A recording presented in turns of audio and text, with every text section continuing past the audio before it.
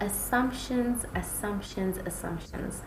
There is nothing that can ruin confidence like assumptions. There's nothing that can break relationships like assumptions, or even demotivate you. Assumptions are just, they also affect your resilience. I feel like it also speaks to the past 10 days that we've had. Today we're going to talk about separating the facts from the assumptions.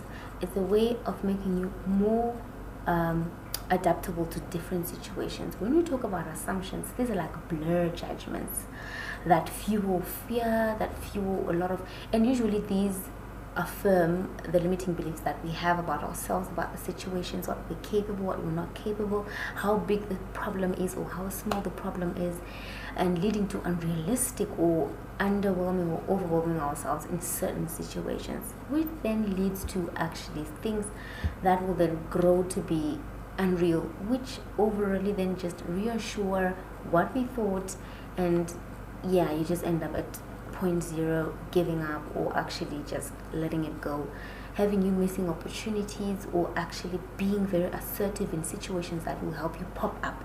So let's talk a little bit more about these assumptions. And by separating what is true from what you think is true, you sharpen your adaptability skills and you avoid wasting so much energy. Have you seen how much energy that goes into assumptions?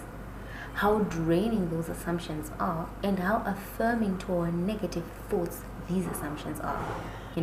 So today I'm going to give you a couple of tasks I'm going to require you to do in the next 48 hours, and this will help you learn to always take into consideration the facts as opposed to assumptions. I think my perspective when it comes to facts and assumptions grew when I was completing my honors degree and I was going through my dissertation. You cannot put things that are assumptions in your dissertation, and I think we all know this.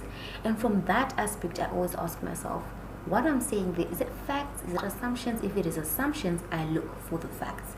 So we want to develop that habit today and tomorrow. What I'm going to need you to do is pick one situation that you have counted before. This is number one, right? You're going to make 2 columns.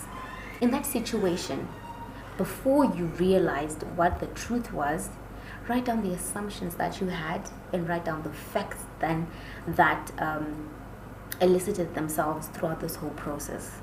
Then I'm going to need you to do this again to something that you're facing now. So you have a current challenge that you're facing, and you're going to have these same 2 columns, and in one column you're going to put what you know, which are the facts, and you're also going to put the assumptions in the next column, and the assumptions that you've made. Notice the difference, and if those assumptions do not have counter facts, please drop them off and look for facts. If you don't find the facts, make some changes. Your journal prompt in the next 48 hours is going to be, which assumptions have I been treating as facts from the beginning up until now, and how do these influence the way I respond to different situations or the way I think? And your daily affirmation is going to be, I release assumptions and act on what is real. Have a lovely weekend, and I really hope you develop that desire for knowing the facts as opposed to assumptions that we create for what might be true against what is actually true.